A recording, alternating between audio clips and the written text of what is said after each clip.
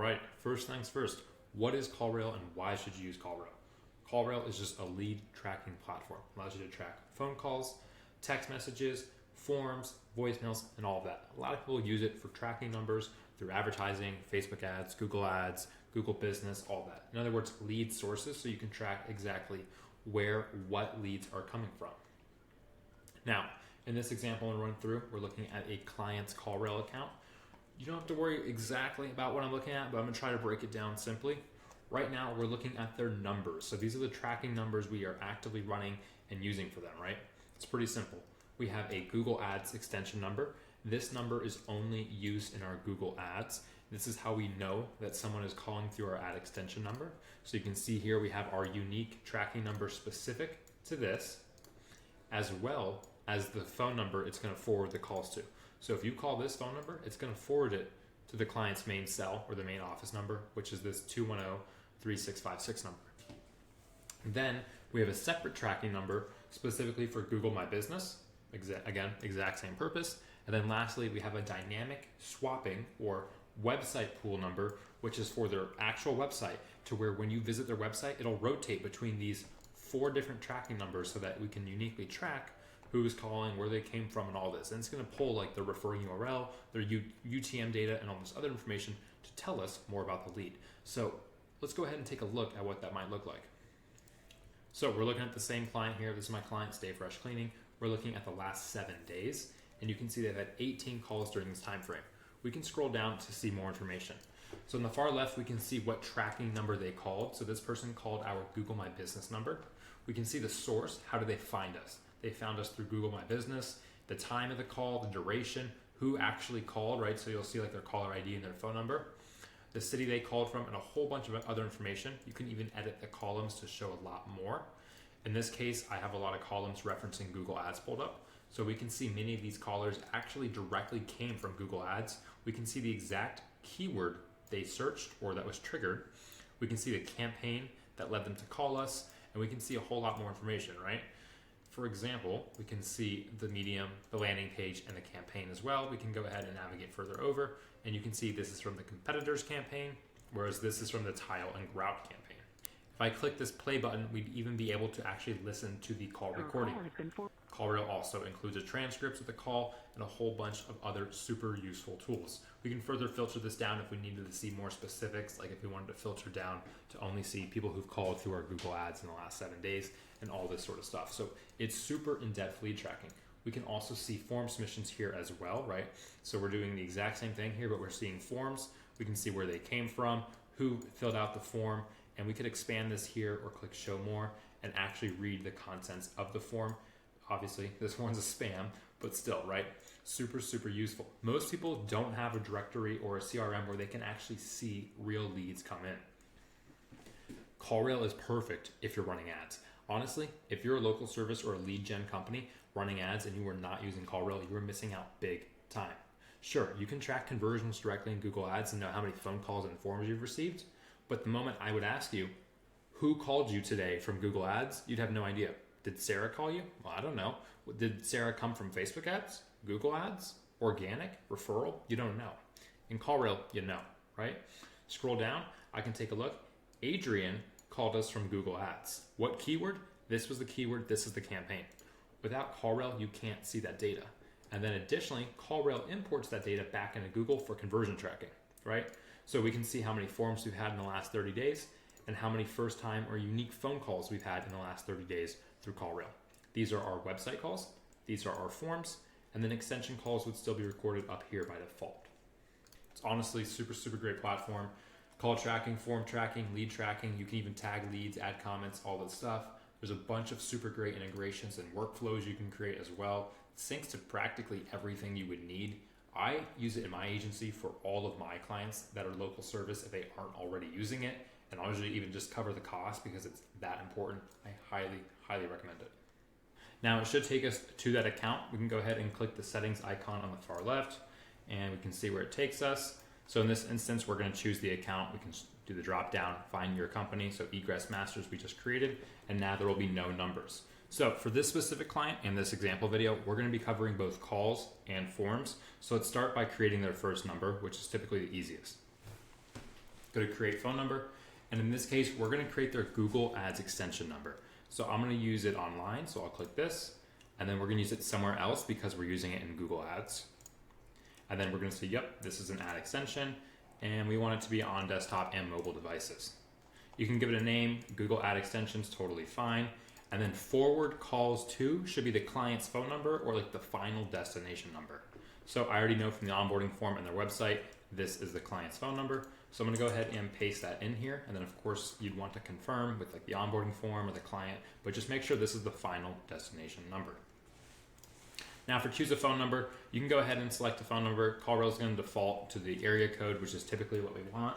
Otherwise you can choose one of these, but there's really not a reason you want to do anything else. So in this case, this is totally fine. We'll go ahead and forward with number features, and then we'll go ahead and keep call recording enabled. We want to keep that on unless said otherwise, which will be stated somewhere. But for now, just go ahead and continue, activate tracking number. And now we've gone ahead and we've actually created our extension called number, which we could utilize in the Google Ads. But we still need to create a tracking number for the website. Once again, go ahead and click create number. This time we're going to use it online again, but it's going to be on the actual website. We're going to want to track calls, keywords, and web sessions. And then we can name it something. I typically name it DNI pool, and then I'll put the client like egress masters, but the name really does not matter. By default, forward tracking numbers is totally fine. Obviously the country is US, and then again, the client's final destination phone number. But this is going to be super important. We need to know what the hard-coded number is for the client.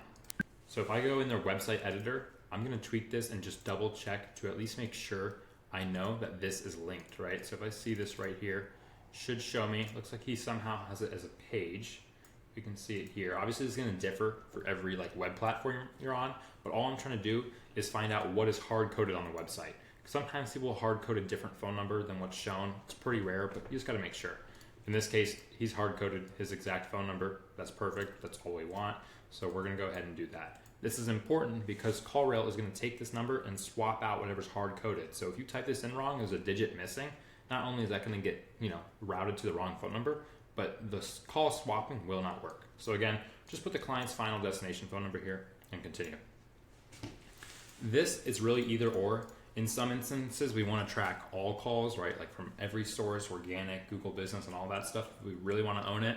But in this case, for this client, we're only running their Google Ads, nothing else, nothing special. So I'm only going to track visitors from Google Ads for now. Again, we can choose our phone numbers. This time it's going to give us a selection since we're creating 4 different tracking numbers. We'll just do numbers local to the same area code. That works best. We'll keep call recording enabled, and then we'll activate it. And then we'll hit done. And now we have our 2 phone numbers set up. So now before we go ahead and jump into enabling form tracking, we actually need to set this up so it's properly working. So first thing we're going to want to do is install the custom code on the site. We'll go to integrations here in the upper right, and we're going to take the JavaScript snippet. All we need to do is take this code here and install it exactly where it tells us. So it's telling us to go to the website and install it before the ending body tag. I'm going to go ahead and copy it and then go to our website, and I'll go ahead and install this. Obviously every web designer or web platform is going to have code installed in a different area, so you can reference other SOPs if you do not know where to install the tracking code. For this one in Squarespace, I know it's under code injection, so I just found code injection. I'm going to scroll down and put it like it said in the bottom body tag, which is actually sometimes referred to as the footer. So in this one, it's actually going to go in the footer. I know it can be confusing because this says header and then there sometimes says body, but you have to keep in mind it says the closing or right before the closing body tag, which in most web editors, it's going to be the footer. And again, we'll be able to test it so we know, but I'm going to go ahead and paste that code where it's supposed to go. I'm going to find the save button, which should be somewhere here, and then we'll go ahead and test this out in just a second. Right here where it says test JavaScript snippet on CallRail, we can put the client's website and start the test. I would recommend waiting a minute after you save and publish your changes just because it may not take effect immediately. Give that a second to load and it should tell us that the DNI pool number is working and being tracked. You can see here it says the code snippet was properly installed, and then you can actually even test other numbers just to make sure. But for now, we know it's properly installed and tracking, so we can go ahead and go back to the settings. So now we have our DNI, our website pool, properly working, installed, all that good stuff, and we have our Google Ad extension properly working. Of course, because the Google Ad extension is a tracking number, you want to make sure you utilize this phone number in the Google Ad extension. But next, we need to set up the Google Ads integration and form tracking. So to do form tracking on the left-hand side, super simple. You just click external forms and then you're going to hit activate. Now I'm on an agency plan, we're on an agency plan. So when you click that, that's totally fine. We're already paying for that. If you're using your individual CallRail account or a client's CallRail account that isn't our agency CallRail account, then it may charge them or it may prompt them to do a free trial. So just confirm. But in this case, we're going to go ahead and click activate external forms, and boom, just like that, form tracking is now supported and working in CallRail.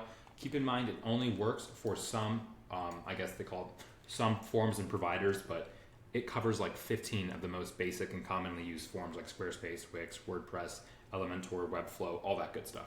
So super simple, external form tracking is on. And of course, if this button does not say on, you would just click it and do the slider select.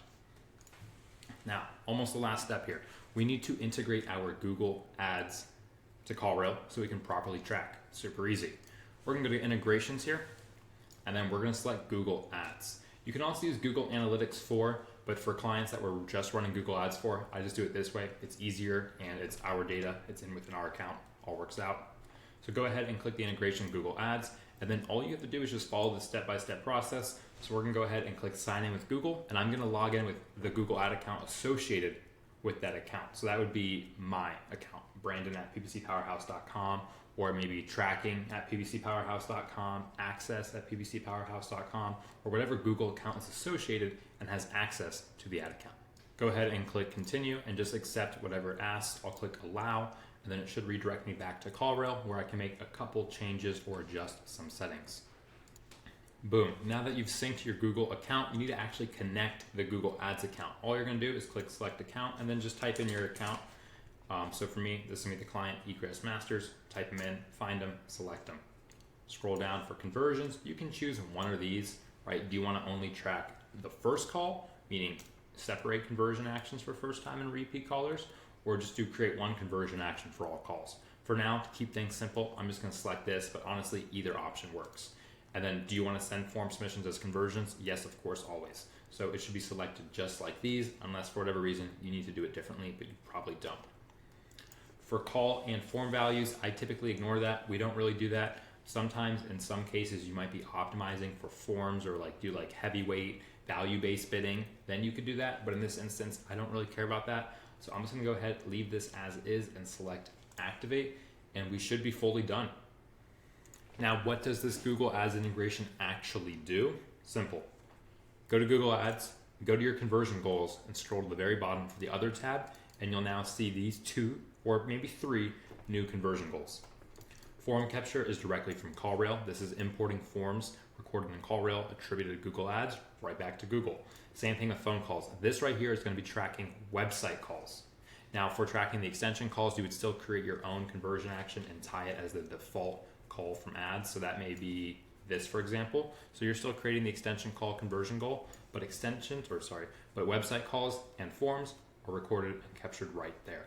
And that's really it. That's as far as it goes for setting up a brand new CallRail account, installing the tracking code, setting up your numbers, setting up forms, and syncing the integrations.